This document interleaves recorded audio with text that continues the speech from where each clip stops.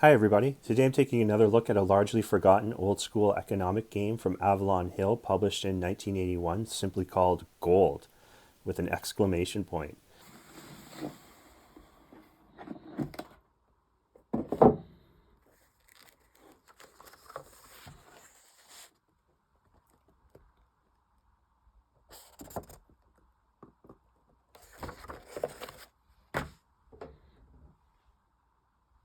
In this video I will describe the gameplay and also include some modification ideas and tips and then end with some overall concluding thoughts. So why this game, you might ask? A few reasons actually. With the internet handle Goldsack, I figure I should have to cover it eventually, just on name alone. Secondly, I really enjoy economic games. I know I'm weird that way, but economic is one of my favorite genres. And lastly, the subject seems topical considering modern inflation, like the degree to which the price of precious metals has absolutely skyrocketed recently. And I think this trend will continue going forward. Anyway, it's got a great picture on the box cover, one of the best I've ever seen, and it helps to drive this inflation narrative home. Picture is worth talking about for a few seconds. So it's a photograph of a 3 foot high stack of gold, silver, and platinum bars with a few banknotes thrown in there. Looks like a giant volcano. It weighed 5,300 pounds, which is more than the average car. And it was meant to provide a visual representation of what 1 million bucks would actually look like in British currency in the year 1960, so pounds sterling. By the time this game is published in 1981, the same stack is worth 21 million. And today that same pile would be worth around 322 million US dollars, and that's probably a conservative estimate. But that's the point of Avalon Hill's Gold. Invest and get richer over time, hopefully barring any calamities or random unfortunate events. Here's how it all works. Like most economic games, you start with a portfolio of different investments and some cash.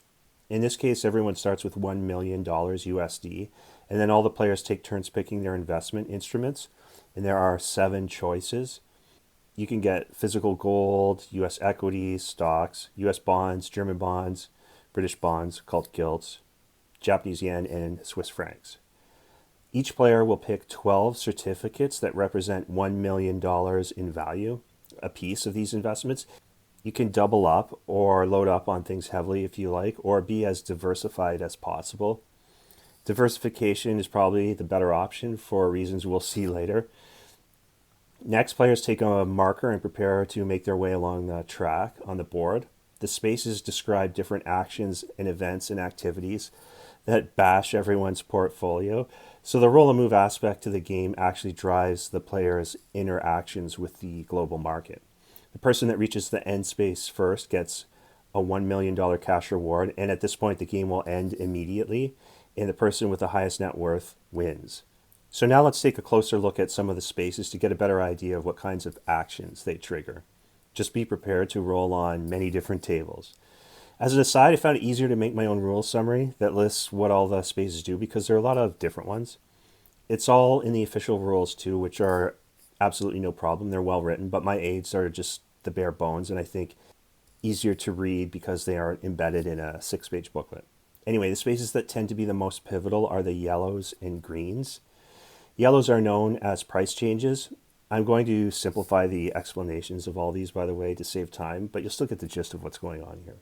So if you land on the price changes, you'll have to make a roll on the investment table to determine what instrument is going to be affected. And then you have to roll on the price change table to see if said instrument makes you either richer or poorer.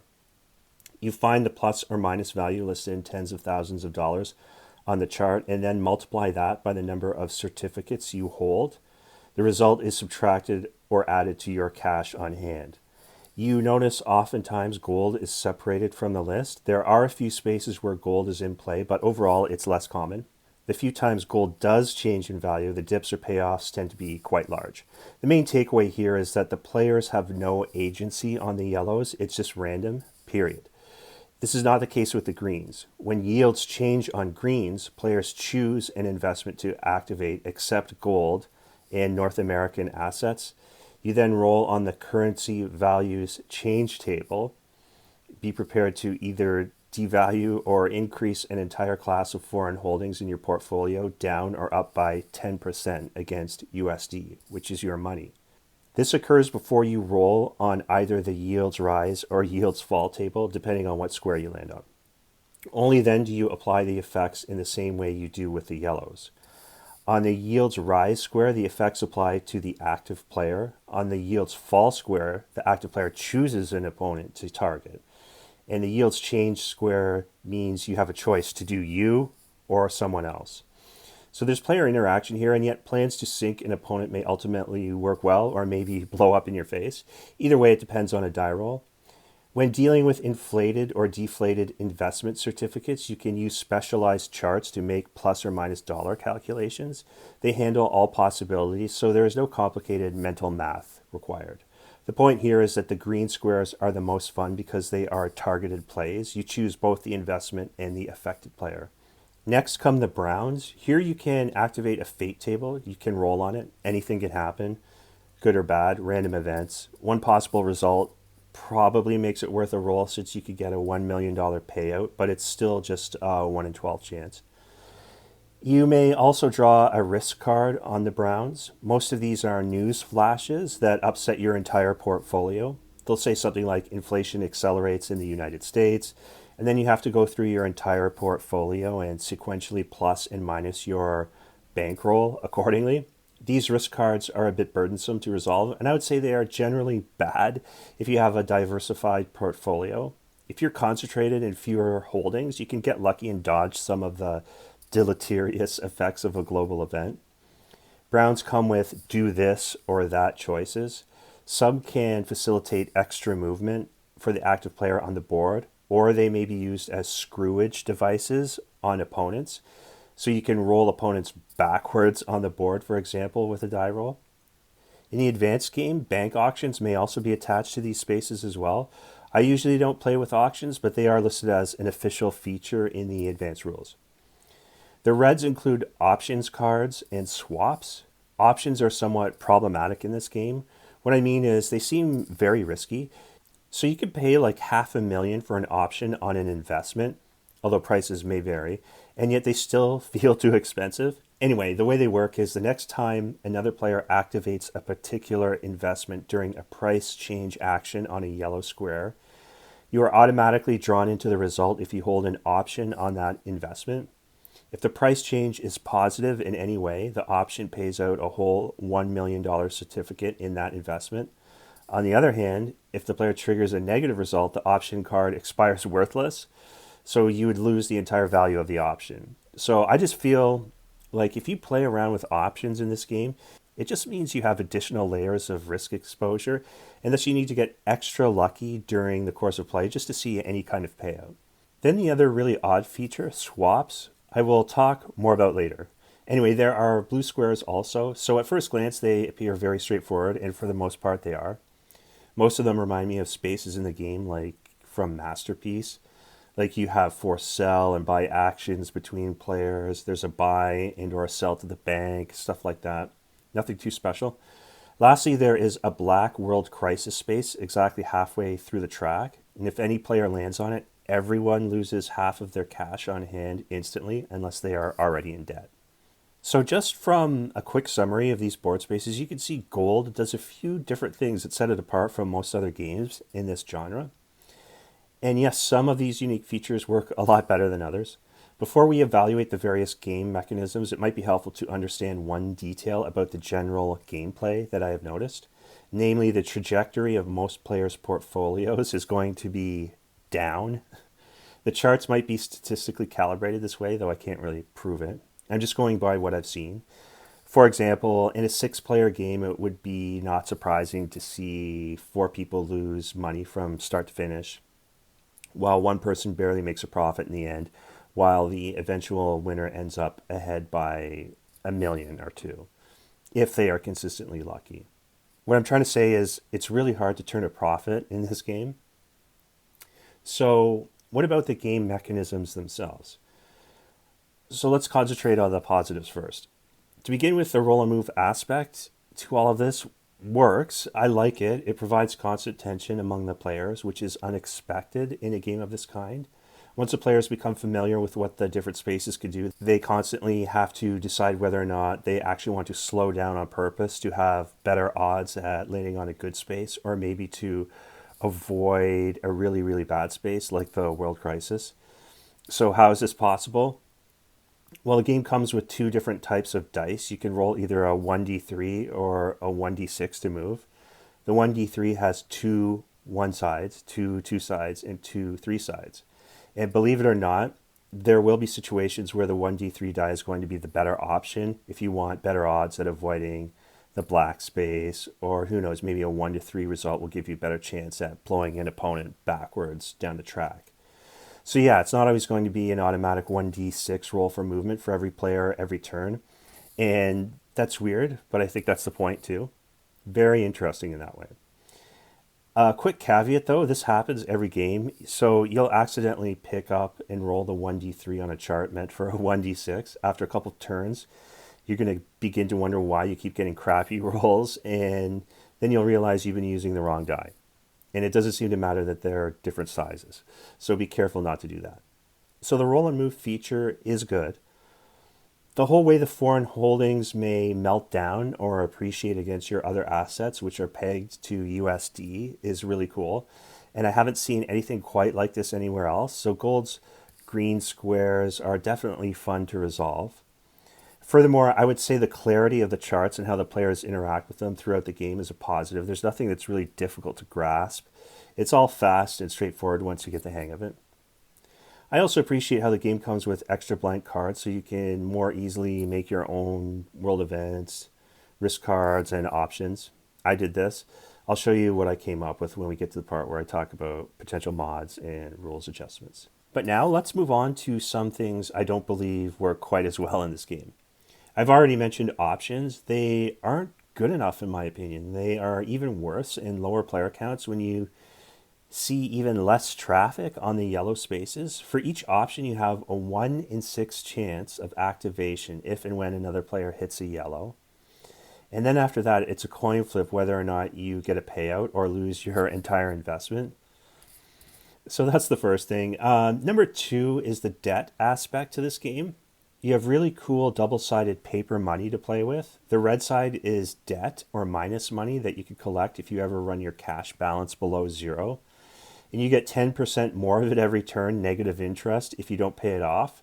And you can pay it down by liquidating assets at the beginning of your turn. So here's the problem. Although your portfolio may get buffeted in gold, perhaps even every turn, you still start with so much wealth. No matter what happens, you really should have enough time to liquidate assets before you start seeing red. In a 6-player game, I saw it one time. So a guy went 40K in debt after a string of insane, unfortunate events in a single round. So he wound up paying back 44K after liquidating bonds worth $1 million on the very next turn. So I would say practically, debt is not even a real thing in this game. Even though you would think it would play a greater factor, it doesn't seem to. And the final thing I don't think works well are the red swap spaces that appear towards the end of the track. These exist for one reason. They are there to discourage players from hoarding any one asset. The rule is if you land on a swap and you have 5 identical certificates, you can force a 5-for-6 trade with another player if their certificates are also all one type. Okay, so players never need to have 6 of the same thing. That's easily avoidable. That number is too high. Or if you do ever have 6 of the same thing, make sure you don't by the time a player gets near a swap space. Liquidate assets as a last resort, even if you never land on a blue portfolio change space.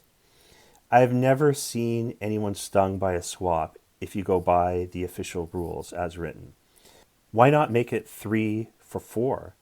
Now you have something, because it's actually not uncommon for players to have 3 and 4 of a specific asset. 6, half your portfolio in one asset? Come on. So now for some other mods and adjustments you could try that might make your game of gold more interesting.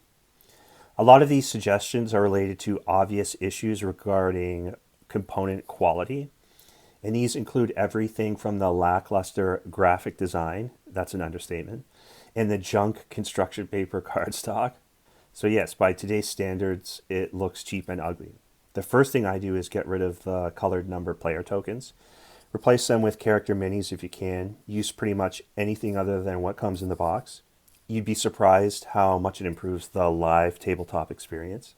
The investment asset certificates are junk quality, so I made mine double-sided with something more colorful to look at on the other side. The double-sided money isn't great, if I'm being honest. The two-sided bills are a neat idea, but they all look the same at a glance. I actually don't use the money most of the time. Instead, I just have an open laptop and keep track of each player's holdings on a basic spreadsheet. It's so much more convenient. And you save table space. You can even use a dice roller on your computer, although actually rolling physical dice is kind of fun, so I keep them around. The risk and option cards are another story. Unlike the investment certificates, they change hands and get shuffled a lot, so if you like this game, you might consider laminating them, and that's what I did. They get destroyed or marred up otherwise fairly quickly. I also came up with more colorful card backs, so you can see them there. The actual board is massively uninspired in terms of graphic design. It will never leave a positive first impression. Most people will just say it's laughable or plain ugly. And yeah, but you would be surprised how once you start actually playing the game, you don't really think about it. Numbers people may not even care about aesthetics. Nevertheless, I experimented with a different board design. I made one that features Shirley Eaton as the gold lady from the James Bond movie Goldfinger. At least it's more interesting to look at and more fun to move around on. If anyone out there shows interest in it, I'll upload the file to BGG. Also, I used up the extra blank option and risk cards that came with the game. I uploaded these files to BGG, so feel free to download them. And finally, I made another Fate Table B, so you can combine it with the original one and just have it so some Fate squares refer you to one or the other. This mod just adds a bit of variety. And finally, I'll propose some rules, tweaks, and adjustments that might make the game a bit more interesting. So like I said before, lower the swap threshold so these squares are actually relevant. 5 for 6, make them 3 for 4, something like that. When you liquidate investment certificates for money, have the players only get back 50% of their book value in cash from the bank, not 100%. This adjustment makes liquidation a dilemma instead of a no-brainer. Real debt might find its way back into the game as well. Lastly, I say start with 9 investments in one random option card instead of 12 investments and no options. Highly competitive players of this game, if there are any out there, I bet never seek out options, so this adjustment can get them back into the mix, at least to start the game, without the players always having to take all the risks. So ultimately, how do I rank Gold by Avalon Hill? I think it's okay. It can be improved with some minor mods and rules adjustments. I think it's very unique for an economic game. I'm happy with my copy. Should other people buy into it? I think if you like old school economic games, and if you care more about how a game plays over how it looks, and if you could find a copy at a Goodwill or yard sale for cheap, admittedly, a lot of ifs. But yeah, I say why not? I think people can have fun with this game even today. Now, I would never try to run it as a feature at a meetup. I think the best way to play it might be passively. Perhaps you're watching a college basketball or football game with a buddy. You still want to play something in the background. You want to roll some dice, move some pieces, check some tables, get a game in there. One that doesn't require too much of your attention. Then I think Gold by Avalon Hill might be a fine option for that type of setting. Thanks for watching and stay tuned for more content coming soon.